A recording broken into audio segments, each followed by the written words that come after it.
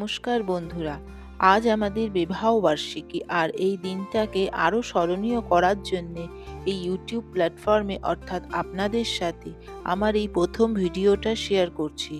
সপরিবারে বেরিয়েও পড়লাম ভক্তি, শ্রদ্ধা, বিশ্বাস ও ভালোবাসা নিয়ে হালিশহর আমাদের গুরুবাড়ির উদ্দেশ্যে স্বামী নিগমানন্দ সরস্বতী পরমহংসদেবের আশ্রমে।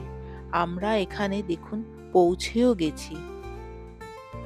গেটের সামনে ঢুকতেই রয়েছে দাতব্য চিকিৎসালয়, যেখানে বিনামূল্যে পরিষেবা পাওয়া যায়। এছাড়াও আশ্রমের ভিতরে রয়েছে প্রাইমারি স্কুল আর বাইরে তৈরি হচ্ছে higher secondary English medium school. তবে বন্ধুরা, শুধু আশ্রম নয়, আজ কিন্তু আমরা আরও অনেক স্পটে যাব। আপনারা পুরো ভিডিওটা দেখবেন, স্কিপ করবেন না। আশা করি ভালো লাগবে। এবার চলুন গুরুদেবের সমাধিস্থলে গিয়ে পুজো দিয়ে নিই। তবে সমাধিস্থলটা আমি আপনাদের সাথে শেয়ার করতে পারলাম না, কারণ এখানে ক্যামেরা অ্যালাউ নেই। যাই হোক, আমাদের পুজো দেওয়া হয়ে গেছে। এবার আমরা বাল্যভোগ গ্রহণ করব। তবে বন্ধুরা, সমাধিস্থলে প্রবেশের সময়সীমা সকাল 9:30টার ভেতর। এরপর এখানে ঢুকতে দেওয়া হয় না। যদি আপনারা কখনো আসেন, সময়টা একটু খেয়াল রাখবেন। আমরা আমাদের দীক্ষাগুরুর উদ্দেশ্যে যে বস্ত্র এনেছি তা কাউন্টারে জমা করে দিচ্ছি, কারণ উনি এখন এখানে নেই। এবার চলুন আশ্রমের বাকি অংশগুলো আপনাদের ঘুরে দেখাই। ইনিই হলেন আমাদের গুরুদেব, স্বামী নিগমানন্দ পরমহংসদেব। বন্ধুরা, এটা হলো নাট মন্দির। এখানে ঠাকুরের সংঘের অনুষ্ঠান পালন করা হয়, আর সমাধিস্থলে পুজো দিয়ে আসার পর গুরু ভাই বোনেরা এখানে নামগান করে ও বিশ্রাম নেয়।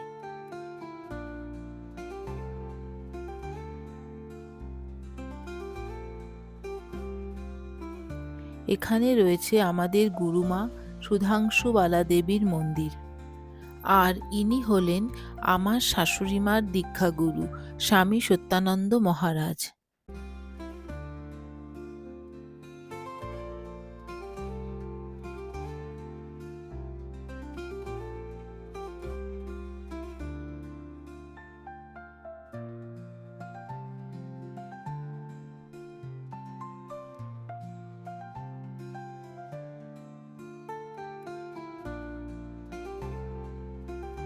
আপনারা এই যে বিল্ডিংটা দেখছেন, এই বিল্ডিংটা হলো পান্থনিবাস, আর ঠিক এর উল্টো দিকে রয়েছে আশ্রমের বাগান। এই হলো মা গঙ্গার ঘাট।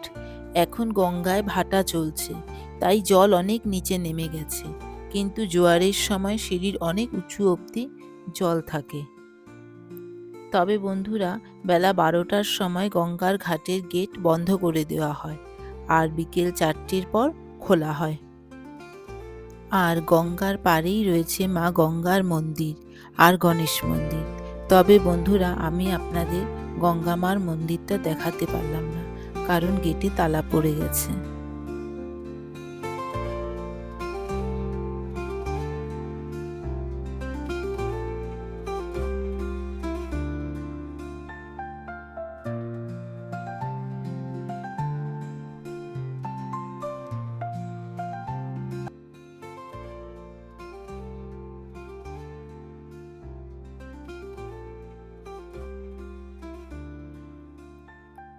এই হলো আমাদের আশ্রমের গোশালা। এবার চলুন আশ্রমের গ্রন্থাগারে আপনাদের নিয়ে যাই। এখান থেকে আমি ও আমার ননদ কিছু বই কিনে নিচ্ছি।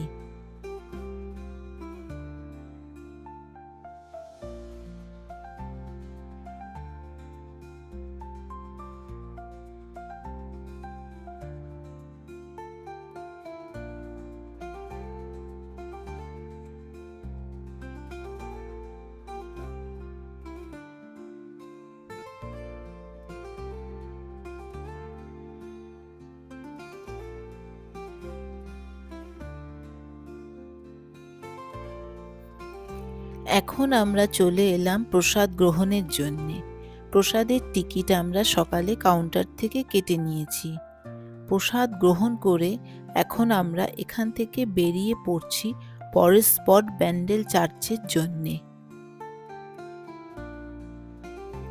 আমরা এখানে পৌঁছেও গেছি, তবে চার্চের ভেতরে ক্যামেরা অ্যালাউ নেই, কিন্তু সারাউন্ডিং যে সমস্ত জায়গা আছে তা আমি আপনাদের সাথে শেয়ার করছি।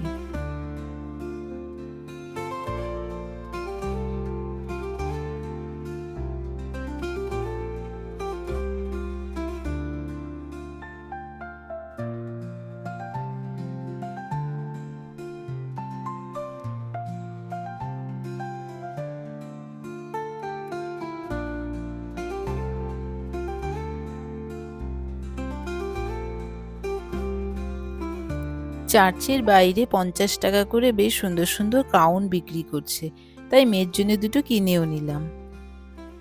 এই হলো হুগলির ইমামবাড়া। ইমামবাড়া হলো একটি ঐতিহাসিক পবিত্র মিলন ক্ষেত্র। মানবপ্রেমিক হাজী মোহাম্মদ মহসিনের রেখে যাওয়া অর্থ থেকে তৈরি হয়েছিল এই ইমামবাড়া। এখানে 20 টাকা করে টিকিট কেটে ঢুকতে হয়। এবার চলুন ভেতরে ঢোকা যাক।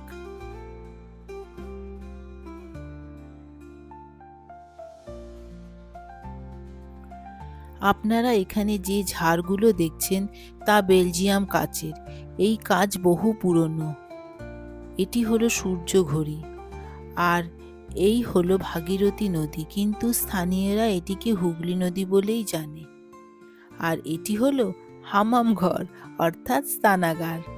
এখানে সায়েন্টিফিক ওয়েতে নদীর জল গরম ও ঠান্ডা হতো, সাথে সুগন্ধিও হতো। এবার আমরা চলে যাচ্ছি বড় মার কাছে। এখানে এসে একটা দোকান থেকে আমরা প্রথমে পুজোর ডালা নিয়ে নিয়েছি সকলে। সত্যি বলছি, এখানে এসে মাকে দর্শন করে পুজো দিয়ে মন যেন ভরে গেল। মনে হচ্ছে যেন আজকের এই দিনটা সত্যি আমাদের সার্থক হলো। আপনারা যারা যারা এখানে আসেননি, একবার চেষ্টা করবেন নৈহাটির বড় মার কাছে আসার।